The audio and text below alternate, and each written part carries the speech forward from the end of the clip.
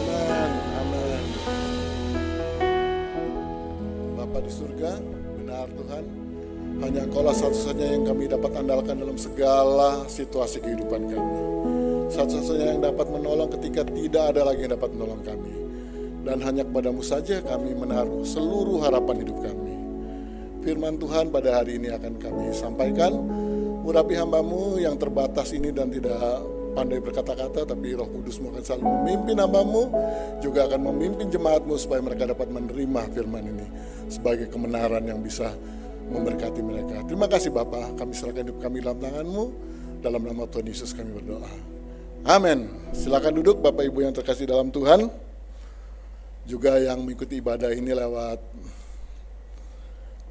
live streaming atau online. Shalom. Diberkati Tuhan pada hari ini, selalu dalam sukacita dalam Tuhan, amin. Kita ini berada di dalam menjelang akhir tahun 2023. Tahun ini tuh tahun yang banyak peristiwa ya Bapak Ibu sekalian. Banyak pengalaman-pengalaman yang terjadi di tahun ini. Kalau kita mengingat kembali apa yang terjadi di tahun 2023, COVID tuntas pada tahun 2023. Itu wabahnya. Dampaknya belum ya. Itu baru sakitnya, dampaknya belum. Banyak orang yang masih belum kembali kepada pekerjaan yang dulu ia miliki karena akibat daripada COVID yang terjadi pada tahun-tahun yang lalu. Begitu juga dengan berbagai peristiwa yang terjadi pada tahun 2023. Sebenarnya tahun 2022 itu ketika COVID sedang ada di penghujungnya, belum jadi COVID juga, perang Rusia sama Ukraina. Nggak tahu tiba-tiba Rusia ujuk-ujuk dia serang ke negara Ukraina. Jauh dari kita sebenarnya. Kita mikir apa hubungannya dengan kita, tapi ternyata berhubungan Bapak Ibu sekalian. Gara-gara dia perang BBM naik, ya kan? BBM naik dan sampai sekarang nggak turun-turun. Akibatnya BBM naik, harga-harga juga naik. Dan sampai sekarang harganya masih di atas. Lalu apakah gaji kita naik karena harga BBM yang naik? Enggak, bahkan ada yang turun. Tahun lalu kita, staf ini semua, Ibu Vena juga mengalami, saya, Ibu Ola, gaji kita dipotong Bapak Ibu sekalian karena keuangan gereja yang sangat terganggu akibat COVID. Dan sekarang setelah semua berlalu, memang gaji kita sudah kembali ke semula, tidak naik, tapi harga-harga naik, ya kan? Belum lagi selesai, nggak tiba-tiba sih sebenarnya, tapi cuaca El Nino ini kan panjang tahun ini, panen gagal di mana-mana. Benar nggak sih beras tuh naik sampai hari ini naiknya banyak, betul ya? Beras naik, gaji nggak naik-naik juga. Itu yang kita alami. Belum selesai itu tiba-tiba perang Israel dengan Hamas. Itu lebih serem Bapak Ibu sekalian, kalau sudah terjadi eskalasi yang luar biasa, maka itu melibatkan begitu banyak negara yang pro dan kontra, dan kita yang ada di sini selalu terkena imbasnya. Yang sana perang, di sini kena imbasnya. Tapi kita sebagai anak Tuhan, kita selalu berserah kepada Tuhan, sekaligus mendoakan kedua negara itu. Yang menyedihkan, banyak orang tidak bersalah harus mati akibat perang. Anak-anak, wanita, orang tua. Kalau yang perang nggak apa-apa lah, mereka memang niatnya mau perang ya kan. Tapi yang tidak bersalah mereka jadi korban, dan itu jauh lebih banyak daripada orang-orang yang sebenarnya terlibat dalam perang. Yang di sini dukung Israel dengan penuh semangat, ada yang mendukung Palestina. Kalau kita mendoakan kedua bangsa itu supaya mereka damai dan tidak terjadi perang yang mengakibatkan begitu banyak orang akan menjadi korban.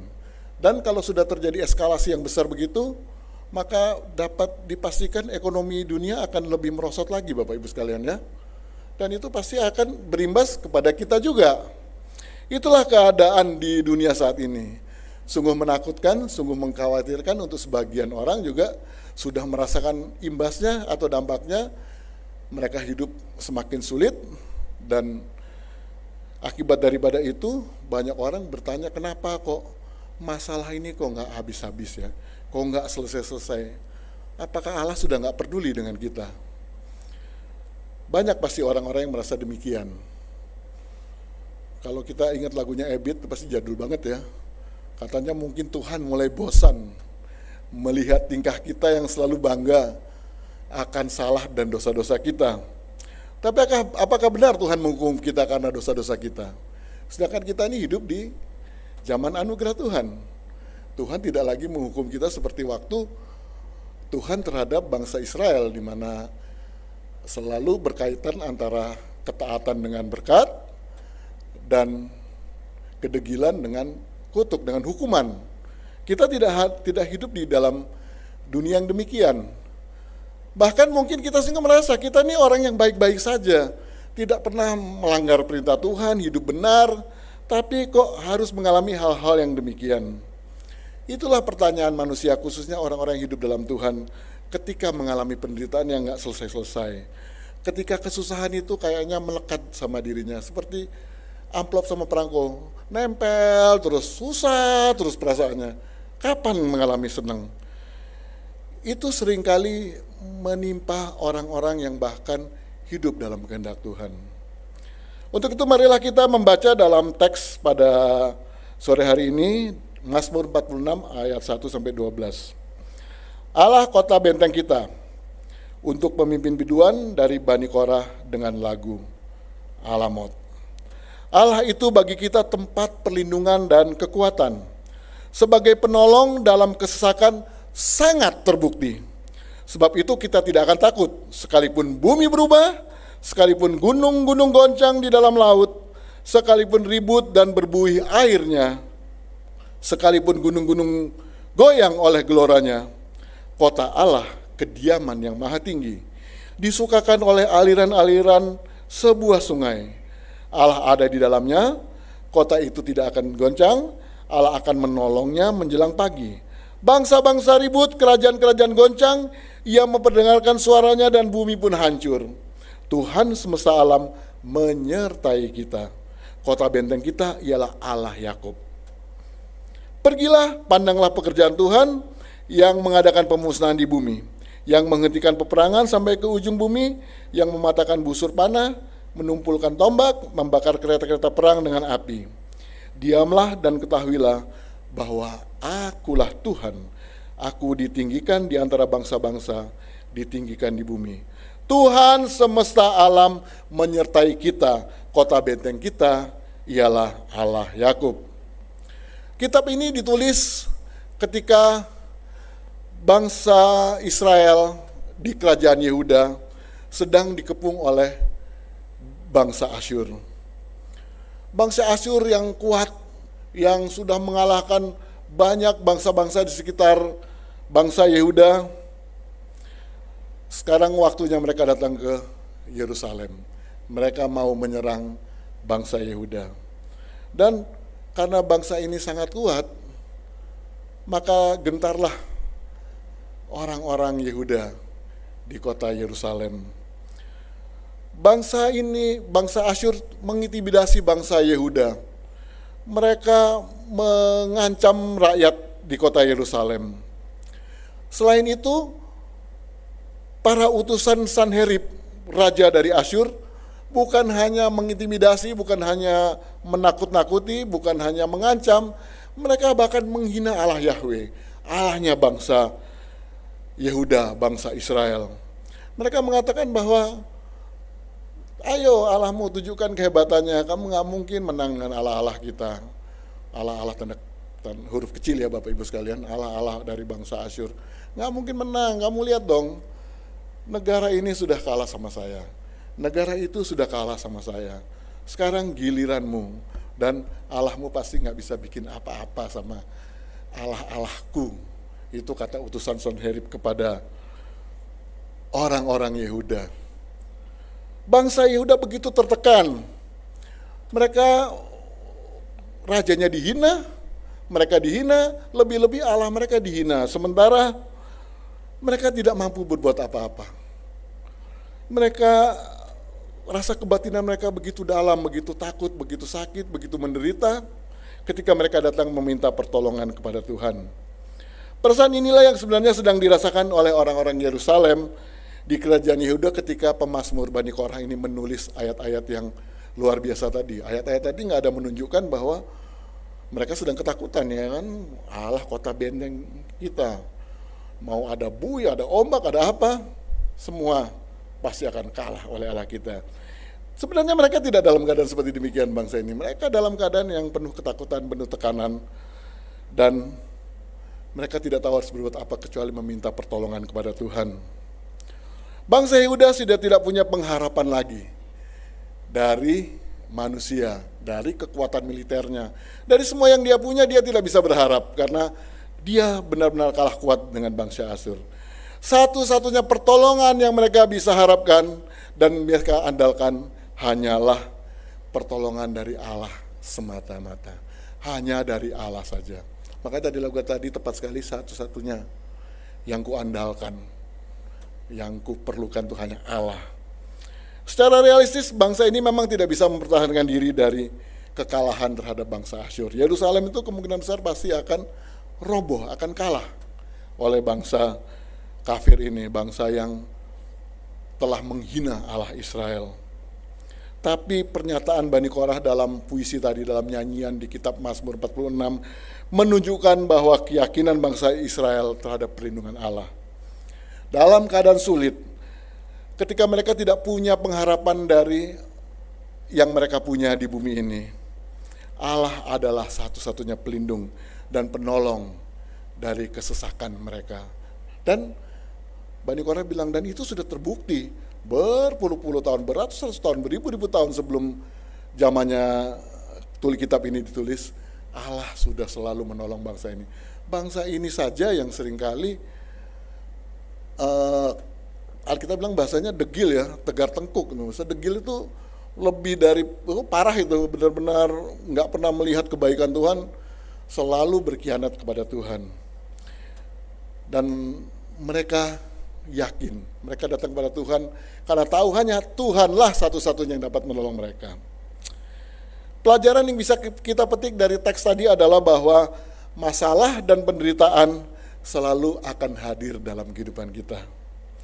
Ketika pengepungan kota Yerusalem diikuti dengan penghinaan kepada raja, penghinaan kepada Tuhan, sebenarnya bangsa Yehuda lagi dekat-dekatnya sama Allah.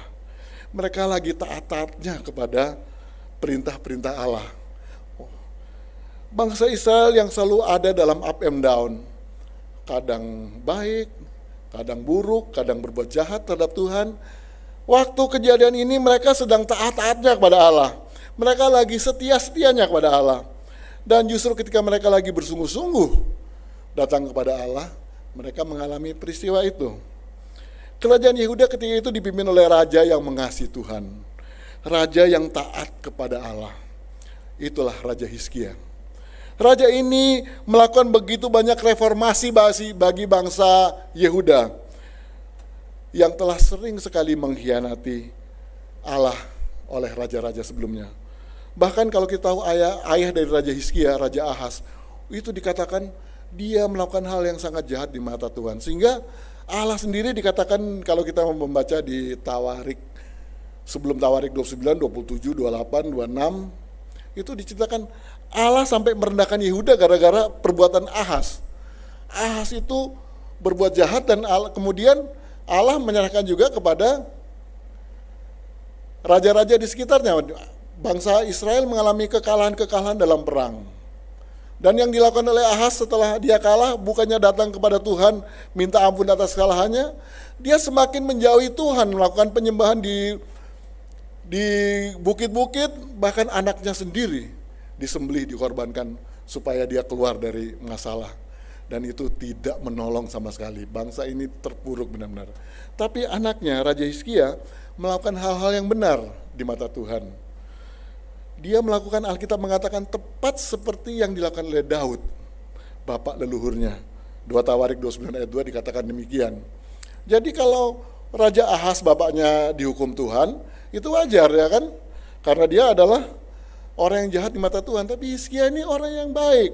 Hizkia menguduskan kembali bait Allah yang sudah hancur porak-poranda karena dicemarkan oleh penyembahan-penyembahan pada Allah-Allah lain. Hizkia juga menghancurkan tempat penyembahan berhala di tanah Yehuda. Jadi di tanah Yehuda mereka mulai bangun banyak tempat-tempat penyembahan berhala, sama Hizkia dirobohkan. Hizkia memerintahkan bangsa Yehuda untuk kembali beribadat kepada Tuhan, melaksanakan Paskah, dan banyak lagi yang diperintahkan oleh Hizkia untuk dilakukan supaya bangsa ini kembali kepada Tuhan, supaya mereka kembali kepada kesetiaannya kepada Allah. Tapi ternyata dalam kesetiaannya, Hizkia dan bangsa Yehuda juga mengalami masalah, mengalami ujian yang sangat berat. Ibu kota mereka dikepung sama bangsa Asyur yang tadi sudah kita ceritakan. Mereka sudah di ujung kekalahan, bangsa yang sangat kuat sedang mengepung mereka. Mereka seakan-akan mustahil ada jalan keluar dalam situasi yang sedang mereka hadapi. Begitu juga dengan kita, Bapak Ibu sekalian. Kita seringkali dikepung oleh masalah, betul ya Bapak Ibu? Pergumulan hidup selalu ada dalam perjalanan kita. Penderitaan seringkali juga mendera kita, sekalipun kita hidup dalam kasih karunia Tuhan. Walaupun kita taat dan setia kepada Tuhan. Bahkan karena kita seringkali mengalami masalah yang berat, kita sampai merasa bahwa masalah kita itu lebih berat daripada Tuhan kita, lebih besar dari Tuhan kita. Sehingga kita seringkali lupa untuk datang minta pertolongan kepadanya. Satu-satunya orang yang dapat menolong, satu-satunya yang dapat menolong kita hanya Allah. Tapi kita bahkan tidak datang kepadanya karena kita merasa bahwa masalah kita terlalu besar. Bapak Ibu sekalian, masalah kita sangat kecil dibandingkan dengan kebesaran Allah. Dan itulah yang harus menjadi pembeda di antara kita dengan orang-orang lain di sekitar kita. Kita semua orang yang dekat sama Tuhan, orang yang tidak dekat sama Tuhan, orang yang jahat, orang yang baik, semua akan menghadapi masalah dalam hidupnya. Tetapi yang menjadi pembeda antara orang-orang itu dan kita ketika dalam menghadapi masalah adalah bahwa kita punya andalan, punya Tuhan. Pertolongan pasti datang kepada kita ketika kita berserah kepada Tuhan. Hizkia ketika tahu bahwa ia dikepung oleh Sanherib, ia langsung melakukan berbagai usaha yang bisa dilakukannya untuk melawan bangsa Asyur. Ia menerapkan berbagai strategi untuk menahan serangan dari Sanherib. Tapi ada bagian yang terpenting yang dilakukan oleh Raja Hizkia. Ia menyatakan imannya kepada Tuhan. Ia tahu Tuhan pasti menyertainya. Ia begitu yakin bahwa Tuhan akan menolong bangsa ini keluar dari masalah dan ujung-ujungnya adalah kemenangan. 2 Tawarik 32 ayat 7-8. Kuatkanlah dan teguhkanlah hatimu. Ini kata Raja Hizkia kepada rakyat Yehuda. Jangan takut dan terkejut terhadap Raja Asyur serta seluruh laskar yang menyertainya.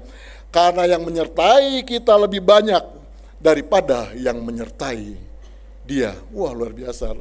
Raja Hizkia bilang, jangan takut. Yang menyertai kita lebih banyak, padahal mereka lebih sedikit, lebih lemah sebenarnya secara militer. Tapi Raja Hizkia mengatakan jangan takut, yang menyertai kita lebih banyak. Yang menyertai dia adalah tangan manusia yang menyertai bangsa Asyur, kata Hizkia kepada rakyat Yehuda. Tetapi yang menyertai kita adalah Tuhan, Allah kita, yang membantu kita dan melakukan peperangan kita. Jadi dia yakin bahwa Allah akan melakukan peperangan untuk dia. Itu yang diimani oleh Hizkia. Oleh kata-kata Hizkia, Raja Yehuda itu, rakyat mendapatkan kepercayaannya kembali. Jadi karena kata-kata yang penuh dengan keyakinan, dengan iman yang teguh dari Hizkia, maka kemudian rakyat Yehuda mendapat kepercayaan kembali. Mereka jadi pede kembali, mereka jadi keberaniannya timbul kembali. Ketakutan mereka menjadi hilang karena mereka punya raja yang punya iman kepada Tuhan. Iman Raja Hizkia kepada Allah pelindungnya, iman Hizkia kepada Allah kota bentengnya, kepada Allah perisainya. Juga itulah yang kemudian menjadi iman dari penulis kitab Mazmur 46 itu, karena kitab ini ditulis menurut para penafsir pada waktu kejadian kota Yerusalem dikepung oleh kerajaan Asyur oleh Sanherib. Allah kita tempat perlindungan dan kekuatan, sebagai penolong dalam kesesakan sangat terbukti. Itu kata pemazmur. Sebab itu kita tidak akan takut sekalipun bumi berubah, sekalipun gunung-gunung goncang, di dalam laut sekalipun, mau itu aja gempa bumi, ada tsunami, ada apapun. Allah kita lebih besar dari semua peristiwa itu. Tuhan semesta alam menyertai kita, kota benteng kita ialah Allah Yakub. Itu kata-kata yang sangat menguatkan dari Bani Korah. Itu adalah bentuk puisi pujian sebenarnya, nyanyi-nyanyian ketika mereka sedang dalam kesesakan sebenarnya. Pemazmur ini mengalami kejadian yang berat ini. Keadaan yang tertekan seperti juga bangsa Yehuda mengalaminya. Tetapi alih-alih mereka meratap, alih-alih mereka tenggelam dalam ketakutan, alih-alih mereka mengeluh, bahkan mungkin pasrah dalam keputusasaan, tapi yang mereka lakukan adalah dengan penuh iman kepada Allah. Mereka menyatakan bahwa Allah adalah tempat perlindungan, Allah adalah kota benteng, Allah adalah penolong dalam kesesakan. Jadi walaupun semua keadaan mereka saat itu berat, tapi mereka tahu Allah lebih besar daripada semua masalah yang dihadapinya. Dan dikatakan juga, dan itu sudah terbukti, beribu-ribu tahun sudah terbukti. Dengan semua pernyataan Allah itu, tidak ada lagi yang harus ditakutkan. Dan iman dari pemazmur yang begitu yakin akan pertolongan itu pasti datang dari Allah.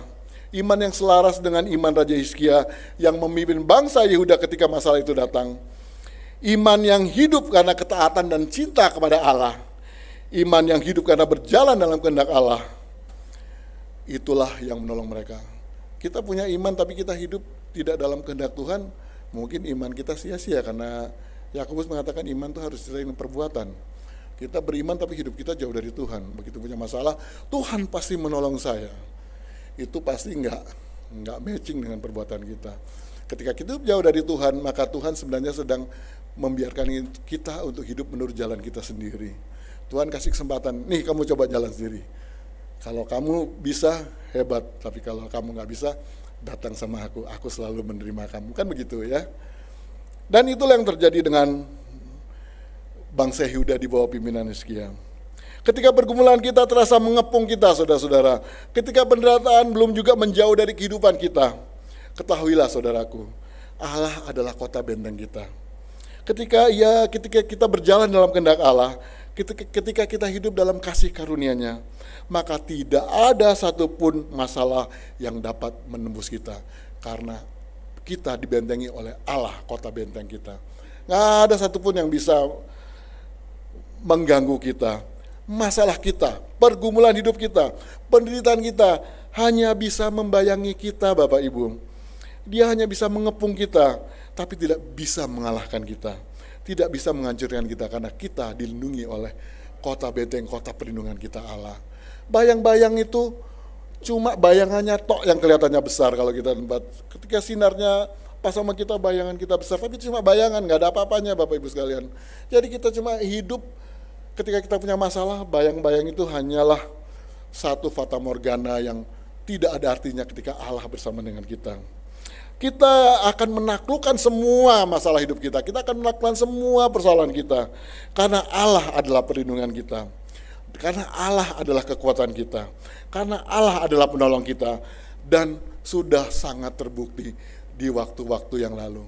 Siapa di antara Bapak Ibu yang gak pernah merasakan pertolongan Tuhan? Angkat tangan. Semua sudah merasakan pertolongan Tuhan. Amin. Itulah yang terjadi dalam kehidupan kita. Semua fase kehidupan kita adalah berada dalam rancangan Allah.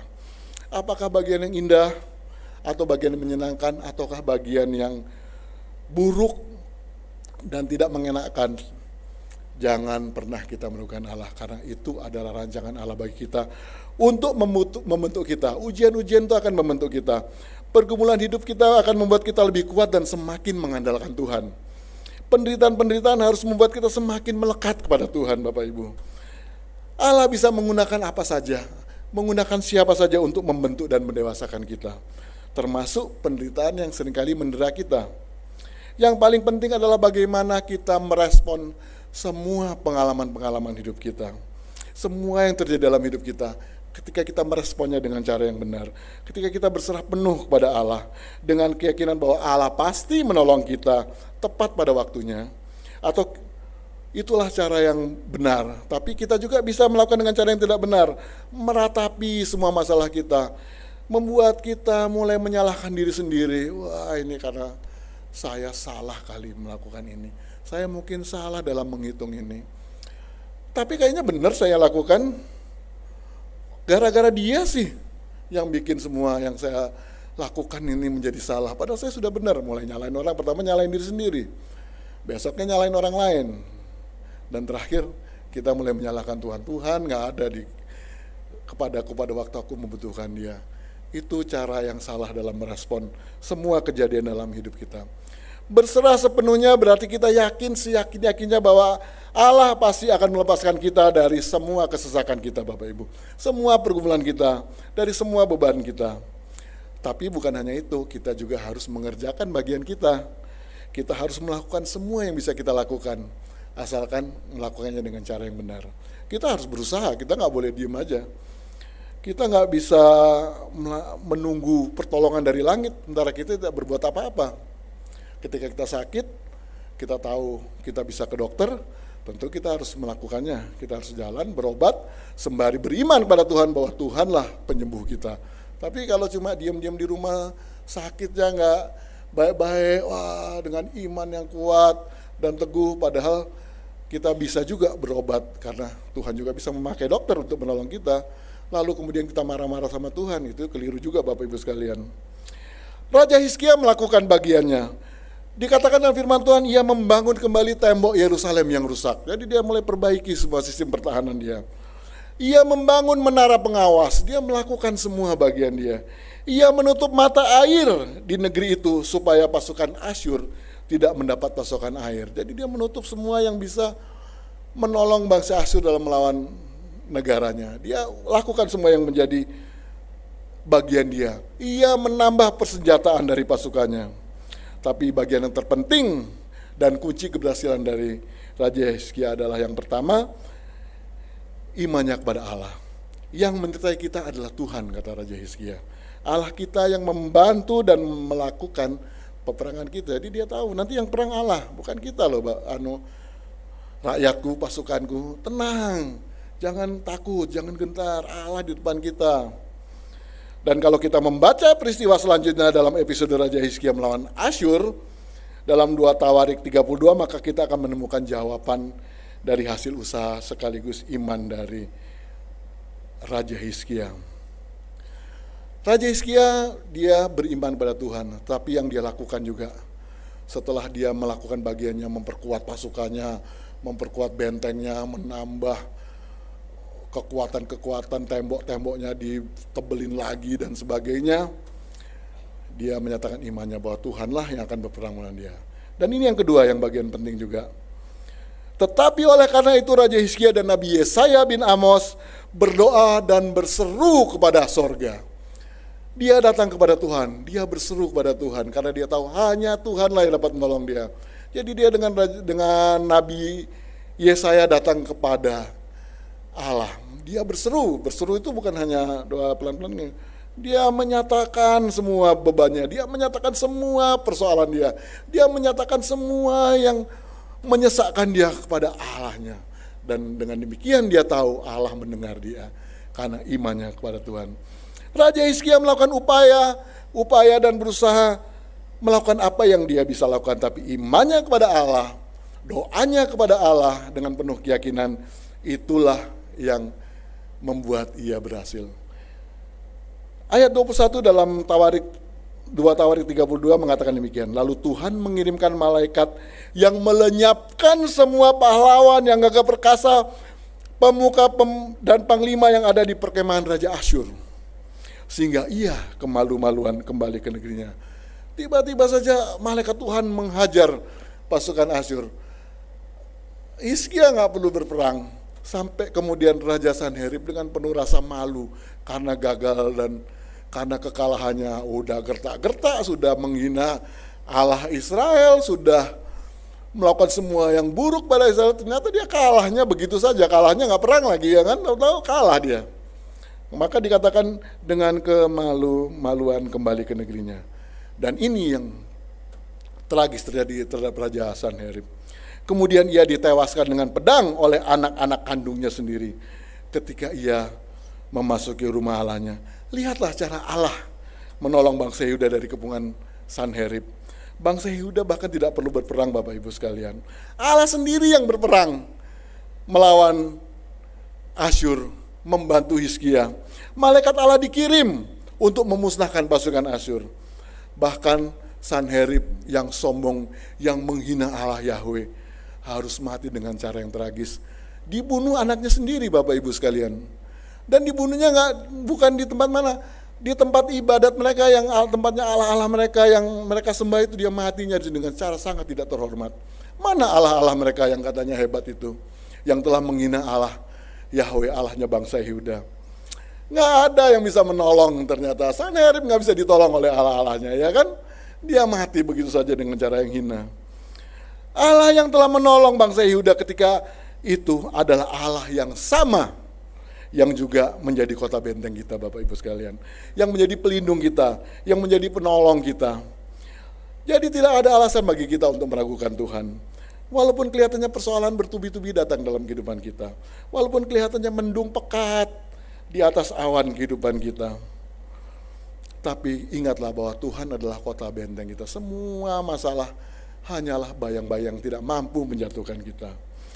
Semua beban yang menghimpit kita, semua masalah yang menghimpit kita, pada akhirnya ketika kita berjalan dalam kehendak Tuhan, ketika kita yakin bahwa Allah adalah penolong kita, ketika kita yakin bahwa Allah adalah kota benteng kita, ujung-ujungnya adalah semuanya baik-baik saja. Semuanya teramat baik bagi kita, Bapak Ibu. Allah sendiri yang selalu menolong kita dari semua masalah kita. Allah sendiri yang telah membuka jalan bagi kita untuk menghadapi masalah kita. Dengan demikian hal yang kita lakukan hanyalah satu, tetap berserah kepada Tuhan, tetap berjalan dalam kehendak Tuhan. Kita adalah umat pemenang, Bapak Ibu. Kita umat pemenang. Kita nggak boleh kalah dengan masalah kita. Kita nggak boleh kalah dengan persoalan kita. Ketika kita kalah, ketika kita menunjukkan kelemahan kita, karena kita tidak mengenal Tuhan, maka dunia akan melihat bahwa Tuhan kita adalah Tuhan yang lemah. Tapi ketika kita menunjukkan bahwa kita adalah umat pemenang, ketika menunjukkan bahwa Allah selalu bersama-sama dengan kita, ketika menunjukkan bahwa tidak ada satupun masalah yang tidak bisa diselesaikan ketika kita berjalan dengan Tuhan, maka kita telah menunjukkan pada dunia, aku adalah anak Tuhan, aku adalah umat pilihan Tuhan, aku sudah dipilih dari semula untuk menjadi orang-orang yang terbaik bagi Tuhan dan menjadi orang yang terbaik bagi orang sekitar kita, menolong sesama kita, memberkati mereka dengan kehidupan kita, karena mereka melihat dalam segala musim hidup kita, Tuhan ada bersama-sama dengan kita. Amin. Haleluya. Bapak Ibu sekalian, tetaplah setia kepada Tuhan, tetaplah mengandalkan Tuhan, karena kita tidak bisa mengandalkan manusia. Manusia hanya bisa menolong kita 1-2 kali, tapi Tuhan senantiasa akan menolong kita dalam semua kesesakan kita, dan kita akan menyatakan bahwa kita adalah lebih dari pemenang karena Allah bersama-sama dengan kita. Amin.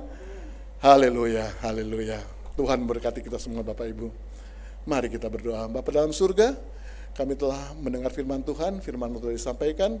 Hamba mohon Engkau selalu memberkati anak-anak-Mu yang hidup dalam kehendak-Mu. Engkau selalu akan membebaskan mereka dari semua masalah mereka. Engkau akan memberi kekuatan ketika mereka menghadapi masalahnya.